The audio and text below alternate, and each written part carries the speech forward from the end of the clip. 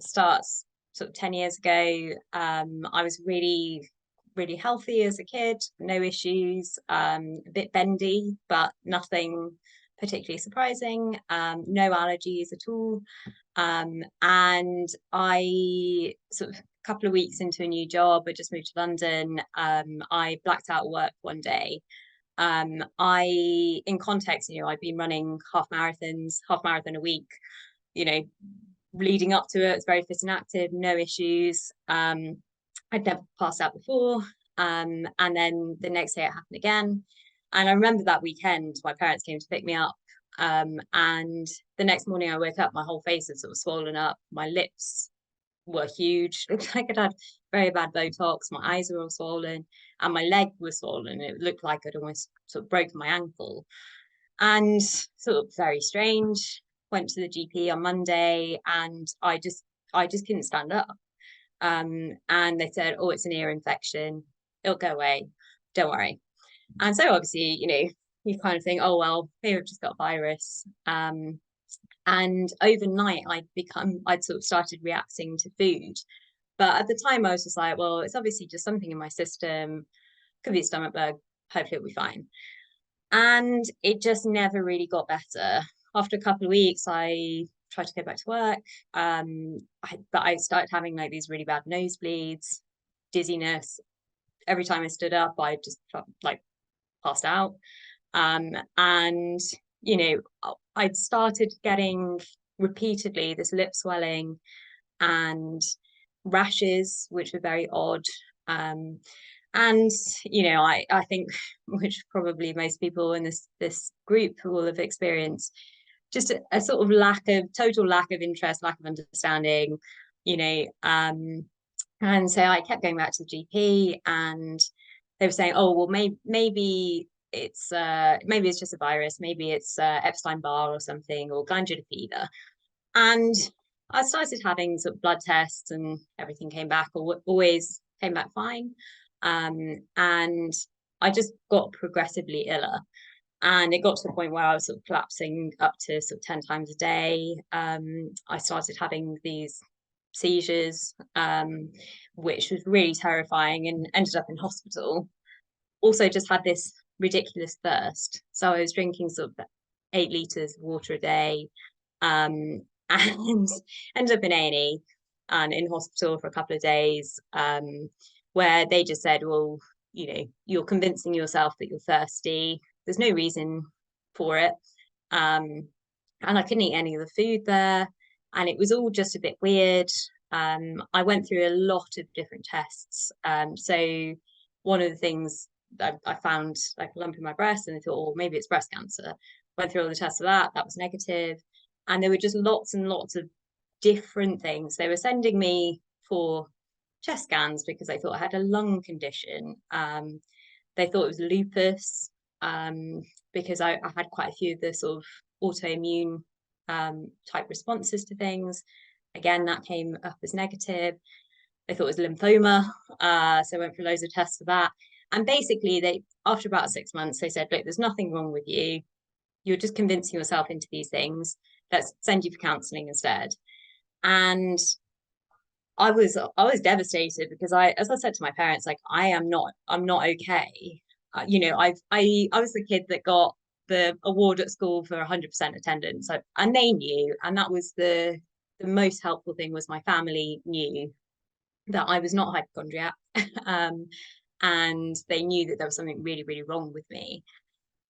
And so that first year, I had about 9 months off work, went back for short periods, and eventually I went back to work.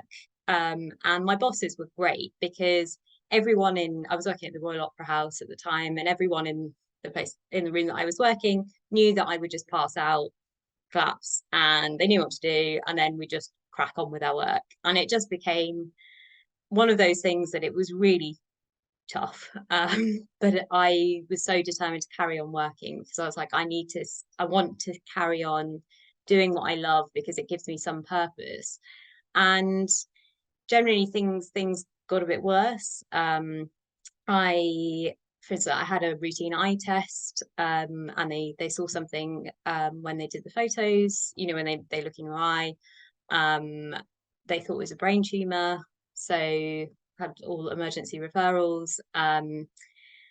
Again, it was a benign lesion, which was very stressful, obviously, at the time, because I was having these seizures, I was having all of these different things where I would just shake really violently and they just couldn't work out what it was. And then so classic, they went, oh, it's obviously trauma based. Obviously, something horrendous happened in your childhood. So now you've got this trauma. And it was like, well, I had a lovely childhood. My parents were wonderful, very supportive. You know, and again, it was like, right, let's you can go to counselling, try and work this out. So each week I would go and fill out a questionnaire of had I wanted to kill myself this week, and if I had, how would I do it? And it was awful because it was such a prescriptive type of therapy, and it further pushed me to I do not have a mental health issue, I've got a physical problem. Kept going to GPs, and you know, it got to the point where I was living in London, my parents were in Birmingham. They actually came down for a GP appointment. I was 19 years old, 20 at this time. And the three of us were like, we feel so strongly that someone needs to try and help me. And literally standing in the office, this guy just didn't believe me, didn't believe my parents. And it's like they've just come down to try and support me. And so it's like, okay, let's try and find any GP who will believe me. And this basically carried on for sort of 3 years. I changed jobs. And I always remember starting my new job, and my boss was lovely. So I was working at Disney in costume, and I just said to him on my interview, I was like, so I have this really weird thing where I just like collapse, but I'm okay. But I just need like some sugar and some water, but I'm fine. Which obviously I wasn't, but I was like, you know, trying to put a positive spin on it.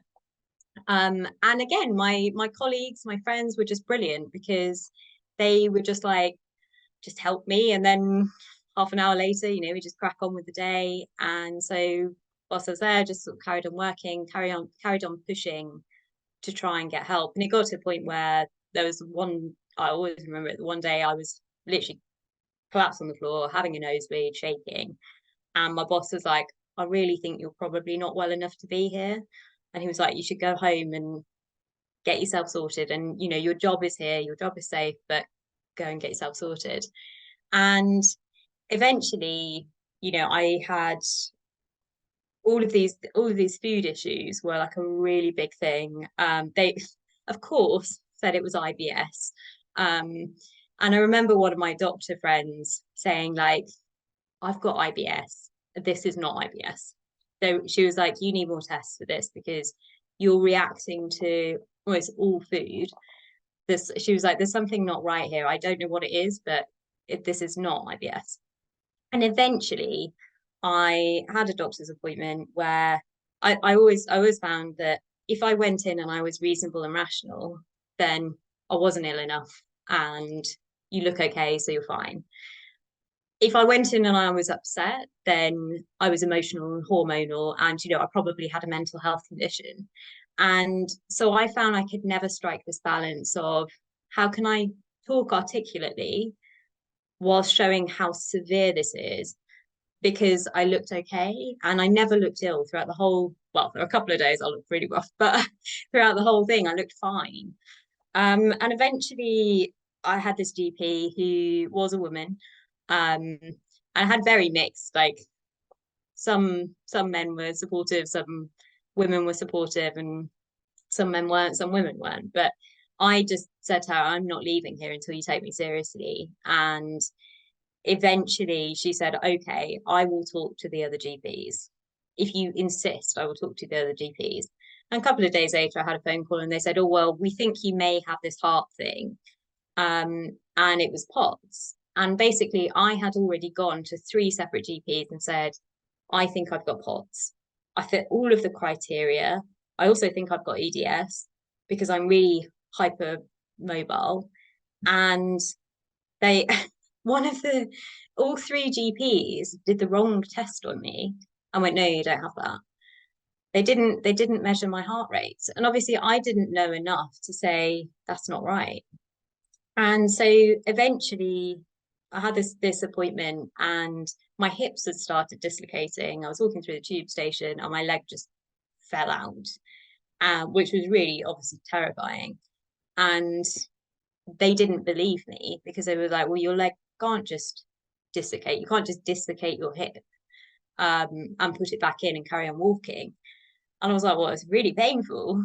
Like I'm limping because it's really painful, but that's what happened. But they didn't believe that. Eventually, this GP said, oh, well, we'll send you to cardiology. And I always remember the appointment was like for 12 months' time. And I managed to get cancellation on New Year's Eve. So my parents, bless them, cancelled their plans. We all went down to London New Year's Eve and I blacked out in the middle of the appointment. And the cardiologist literally said, like, this is textbook. You've got, like, I had a hideous rash because anytime it was slightly warm, I would have a rash. I always had a temperature. So I always remember one awful Christmas where I'd had a turn at dinner, collapsed, and then I'd sat outside and it was -2. And my mum and my sister were there and they'd wrapped their duvets around there. And I was in this little strappy top and shorts because I was just absolutely boiling hot. And yeah, I keeled over in this appointment and he took my heart rate and he was like, I know exactly what this is. And he was like, are you flexible? And I was like, when I'd come round, obviously my parents were like, yes, yeah, she is very bendy. And he said, you've got EDS, POTS, and this allergic condition, MCAS. And he was like, I can't treat you. They don't treat POTS on the NHS at this point at this hospital. And he was like, there is someone that I can refer you to, but it's going to be a 2.5 year wait. And my parents are just like, she literally can't stand up. And he was like, yeah, but it's because it's not life threatening. Like, you're fine. And he said, look, if you can afford it, just pay the appointment fee, go and see this guy because he will help you, I promise you. And we went to see him and he was brilliant and he instantly believed me, which was a first. And after 3 years, I think one of the things that I was very good at was keeping a really positive attitude. And I was very much ardently determined. I was like, this is not a mental health condition. This is something really physical. Because actually I was still getting a lot of enjoyment out of life on the sort of snippets that I could do. My friends, I had a lot of friends around me who were really supportive, who would come to my house and cook me Sophie say food, which was very kind of them. And so I was always very much like, this is not mental. And that I think helped me because it gave me that determination to not believe what the doctors were sort of saying. So yeah, my cardiologist was just the most wonderful man, and he just listened and he believed me. And he said, right, I'm going to send you for more tests than you've had in your life. But he said, but once we've got all of this information, I promise we will be able to help you. And he said, it's going to be an awful year. But at the end of that year, we'll have the information to help you. I thought, okay, fine. So I went for exercise stress tests. I went for lung capacity tests, everything you can imagine. I spent, on a bad week, it would be 4 days at the hospital having tests.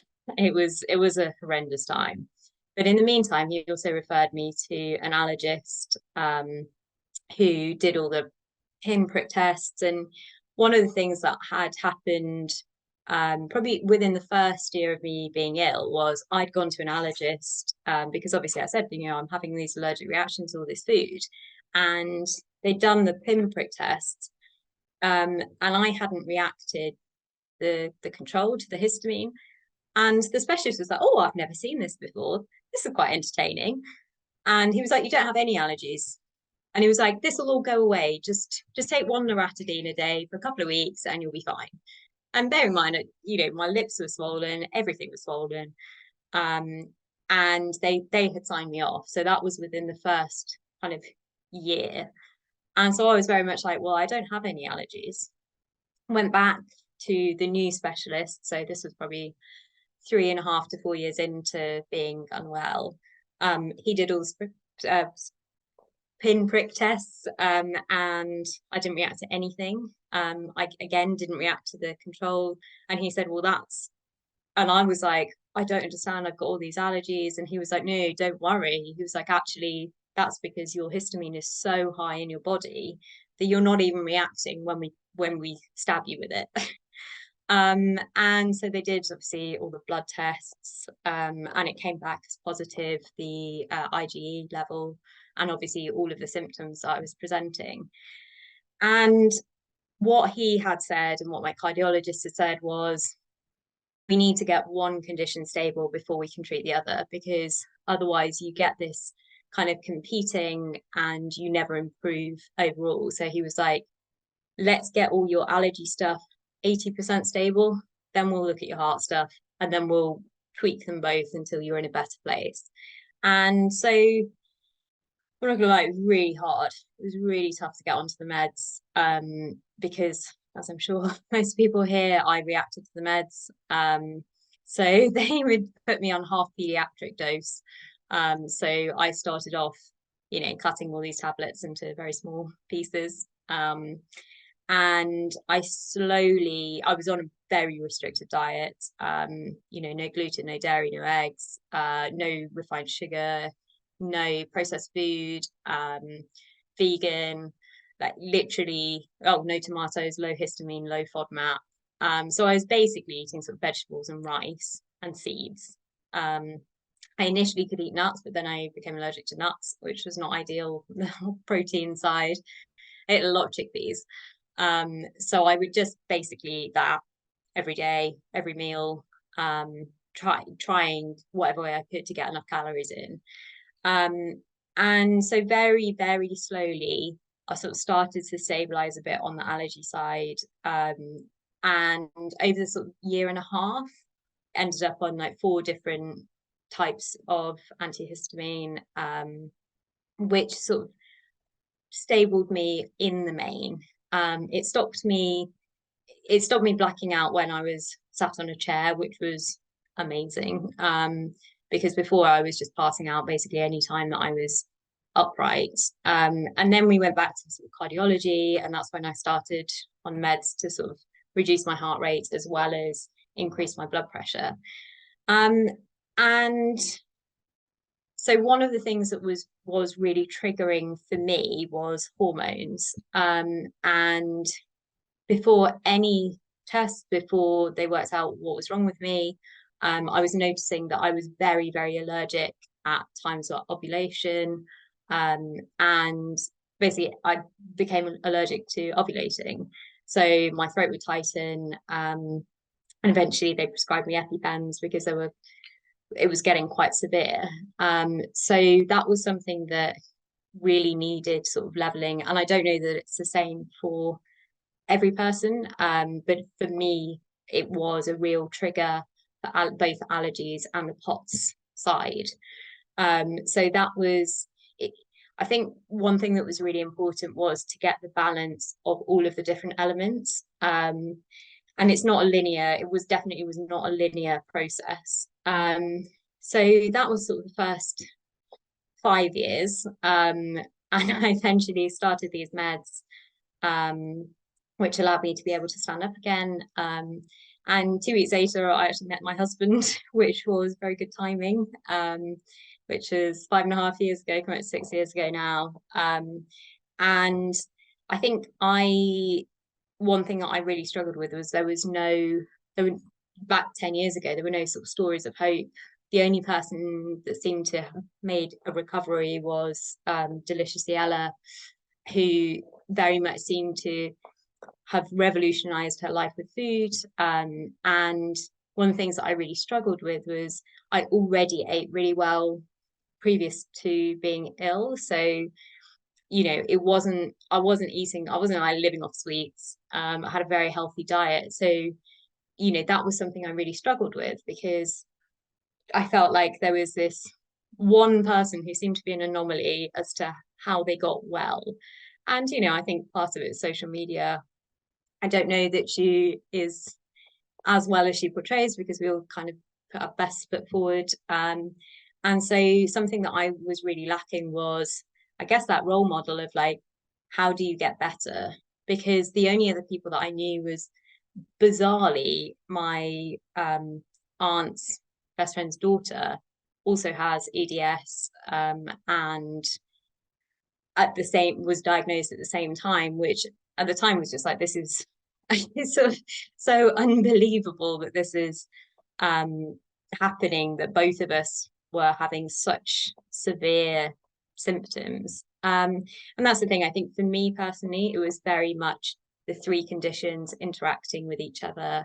Um, and so, that was sort of the first 5 years. I think something that was really important to me and continues to be really important to me in sort of staying well is the lifestyle bits. So I work from home, I run my own business. I set it up from my bed lying down. um, I I now employ someone, which is quite exciting. My husband has just quit his job to work in the business. So, I think it was something I was really determined. I was not going to be on benefits. Not that there's anything wrong with being on benefits, but I think for me personally, I'd have just given up. I was like, I need something to kind of get me out of bed in the morning.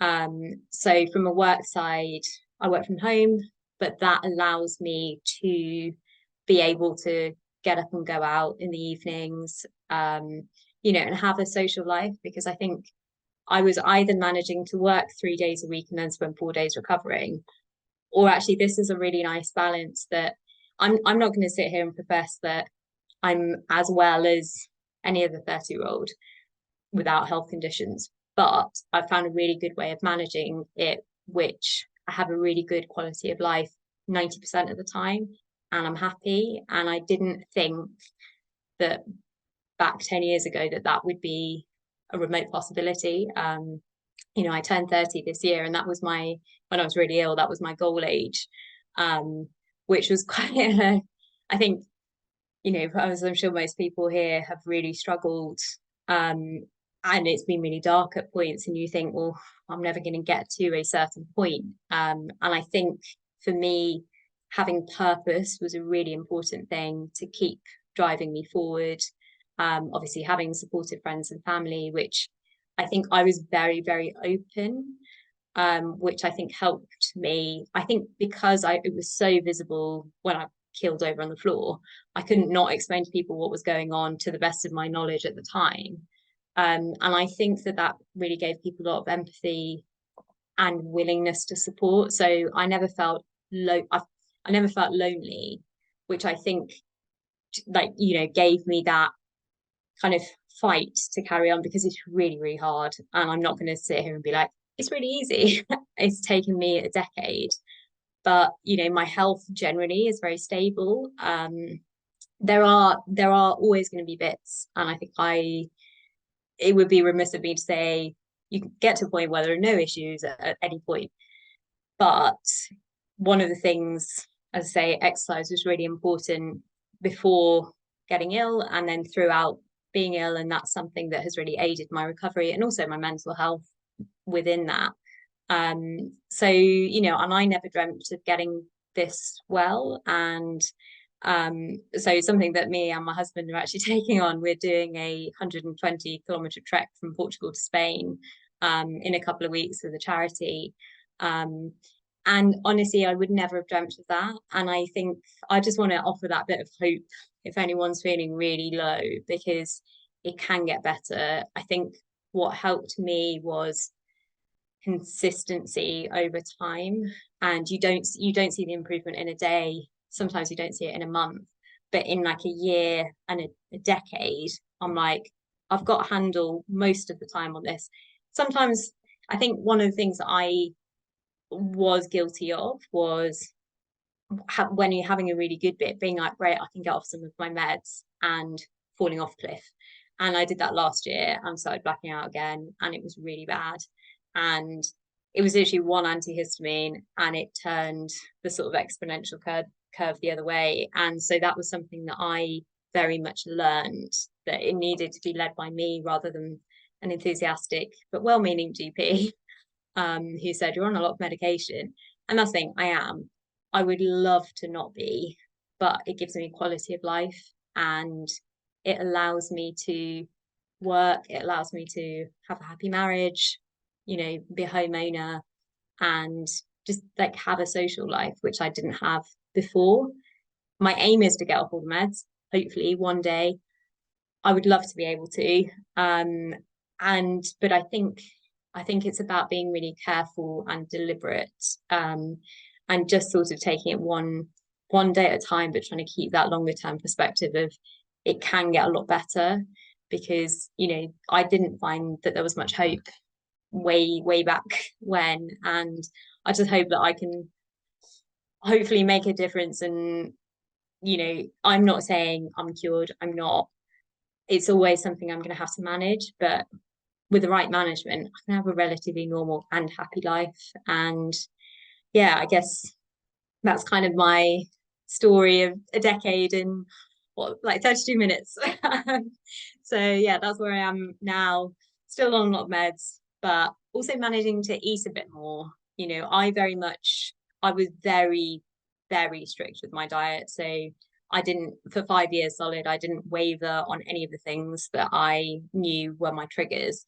But very slowly I've been able to be like, oh, I'll have a little bit of cheese, or oh, well, try try a little bit of chocolate, and that's been really nice. But what I find is I need to be really balanced. Like whenever we go away on holiday, I know that I'm going to need some recovery time, because you just can't eat as well when you're away. I mean, we went to Cuba with my husband, and the food out there was not great for me. So I just took 12 cans of chickpeas and 3 bottles of tahini and some olive oil. And that's basically what I lived on for like 2 weeks, and I never wanted to see another chickpea.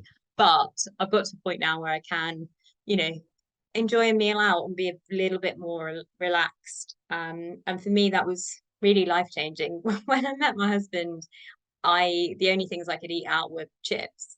Um, but I could drink prosecco, so I always thought I was a really cheap date. Because I would just have chips and prosecco. I'm not a big drinker, but it was kind of nice to have. I always found like if I had a drink, I didn't black out, so because I guess it raised my blood pressure. So that was always my date night, chips and prosecco. It's quite nice to be able to have a proper meal now. Um, so yeah, that's kind of my journey, A to B, but all around the houses. So yeah,